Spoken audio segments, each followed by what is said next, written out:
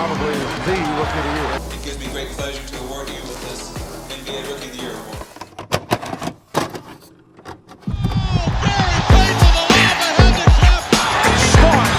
Hey guys, this is Dominique Wilkins. Hey, this is Sean Kemp. This is Gary Payton. Hey, this is Pau Gasol. NBA fans, what's up? This is Vince Carter here.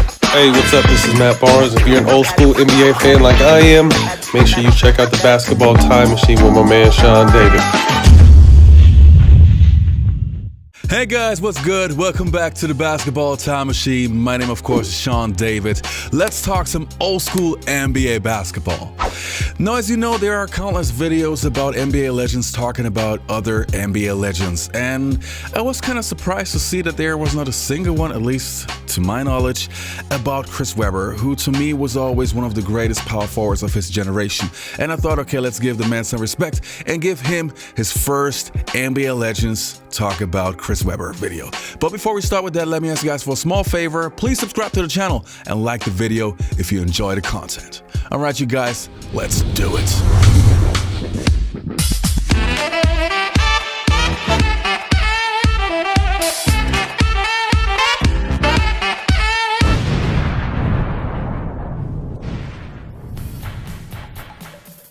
All right, where do we start now? I would say let's take a look at some NBA legends, like, for example, Grant Hill talking about C-Web. Let's go. Fast break down to Webber. He turns. Look up behind the back. And the step of the foul. What a play by Webber. At 6'10", Chris Webber was a triple threat as a scorer, passer, and for his ability to run the floor, setting a new standard for power forwards in the NBA. Chris was a big guy, but he still had tremendous versatility. He could defend, he could block shots, he could rebound. He was very unselfish.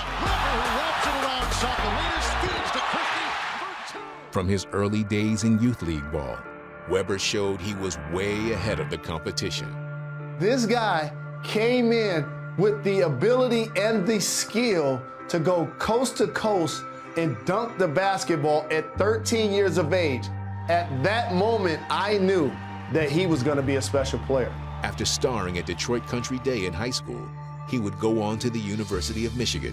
As a member of the famed Fab Five, he helped lead the Wolverines to 2 national championship games, while becoming a cultural icon for both his style and dominance on the court. He played with the love, passion for the game of basketball, and it showed on the floor. As the first overall pick in the 1993 draft, Webber would go on to win Rookie of the Year. Later, as a member of the Sacramento Kings, he was the centerpiece of a budding Western Conference power.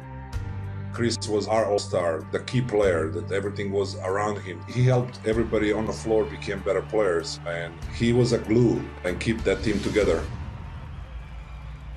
A 5-time NBA All-Star, Webber averaged more than 20 points per game for 9 consecutive seasons and earned the league rebounding title in 1999. He was the spark that lit the imagination of so many other players coming up in the NBA. I credit Chris for changing that power forward position. Now, the next clip that we're going to take a look at is a little bit older now. It's kind of interesting to see the NBA Open Court, which was for a very long time my favorite NBA show. It's also a classic now. It's not new anymore. And there's a segment where the panel is talking about the top 60 players of all time, and they discuss if Chris belongs into that list. Let's take a look. Now, since we've put you in a very uncomfortable spot, we'll do the same thing with Chris Webber.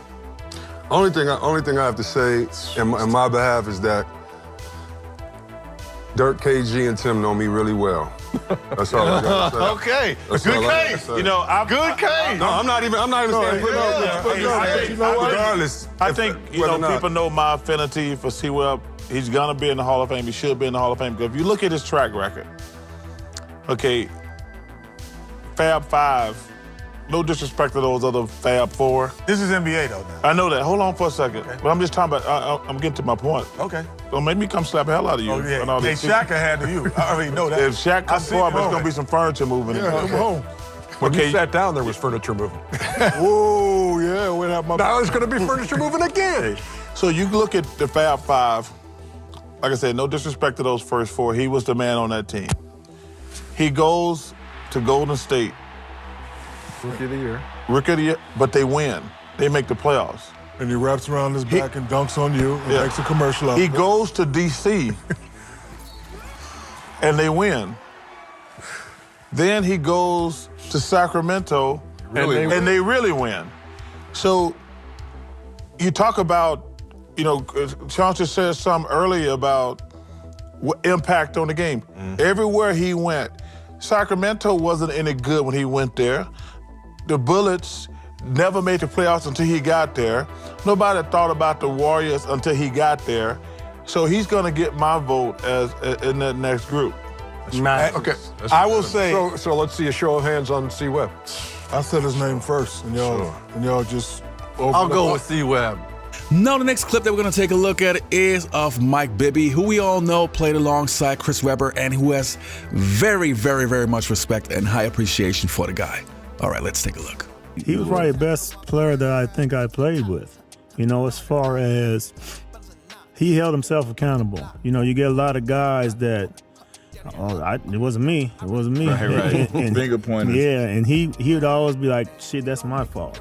And he had held himself accountable, and I think it trickled all the way down the line to, okay, shit, if he's the best player on the team and he's doing that, shit, we gotta follow suit. And he just, like I said, probably the best passer I played with, and probably one of the I'd say top 5 passers that ever played the game. Big man. Yeah. A crazy story. When I first got in the league and I played against Webb, he caught it, and I looked, and he shot a jump hook, and I looked, and he shot the jump hook, and I looked at him, and Sam Mitchell, right after he hit the jump hook on me, I had to take it out, whatever, he came up, and he slapped the shit out of me, Lord.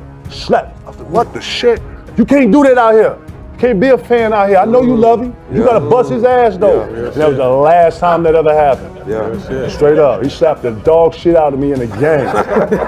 My favorite player shot a jump hook on me and I was in awe. With the way the game is up and down, free flowing, you were one of the early bigs to be, stretch forwards, passing forwards. How do you think your style of play would fit in the current NBA? I love to play today. I love to see how big his motherfucking smile was. When I played, the big man couldn't even lead the 3-on-2 drill down the Crazy, court. right? You know what I mean? Yeah. Sorry, coaches, man. Sorry, coaches, man. So yeah, I would have loved to play today, especially on the high post or the pass or the handoff and cut and things like that, especially when I could jump a little bit before I got hurt. I'd have loved playing today. He even had 2 years of high-profile reps at Michigan with the Fab Five. Along with Duncan and Shaq, Webber was only one of 3 sure-thing lottery picks in the 1990s. Well, imagine Zion only making 1 top 5 All-NBA team and never playing in the NBA Finals. You'd be disappointed, right? That's how people from my generation feel about C-Webb. He was that good. He still made 5 All-Star teams, an All-NBA first team, and 3 All-NBA second teams. He won Rookie of the Year. He won a rebounding title.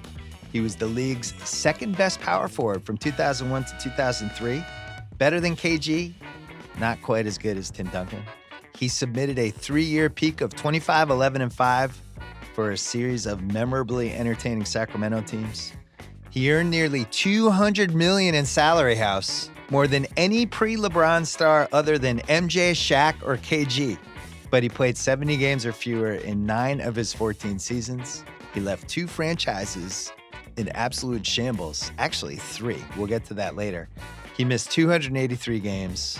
He battled a never-ending assortment of injuries, culminating with a knee tear in Sacramento that stole his explosiveness and forced him to tweak his game on the fly. So C-Webb that time, he had 5 or 6 cars. So I was driving those, Ford dealers, getting their money. So the sponsorship, I had these big ass excursions. Right. So C-Webb came to me and said Turk, I need your car. I was like, my car? This sounds like I had 6 cars, man. It was my family's gonna come. I need a big car, and I said, okay, man. You can say no to that, right? So after 3 weeks or something like that, man, my car came. He hooked me up with rims. He put my names on the seats. He put PlayStation and all that, man. I saw that car, I was crying. I was so happy, so it was really cool for me, man. Shout out C-Webb. Yeah, That's the man. vet right there, showing love. Yeah, he really did. You know, it's kind of interesting. When we take a look at eras, you have the bigs era, and of course we have the golden age of the power forward. Guys like Kevin Garnett, Dirk Nowitzki, and of course, C-Webb. And I think sometimes people kind of overlook, or not overlook, but I would say forget that this guy at his peak, in his prime, was a beast. I mean a guy who could average like around 25 points, 10 to 12 rebounds, 5 assists, great shot blocker. So this guy had the entire package. And yeah, because we were a little bit spoiled with Dirk Nowitzki and C-Webb, Rasheed Wallace, and all of these guys, maybe sometimes we forget to mention this guy. But hey, Chris, this video is for you. I hope you guys enjoyed it. Let me know in the comments below what you think of Chris Webber, and hopefully I'll see you next time on the Basketball Time Machine.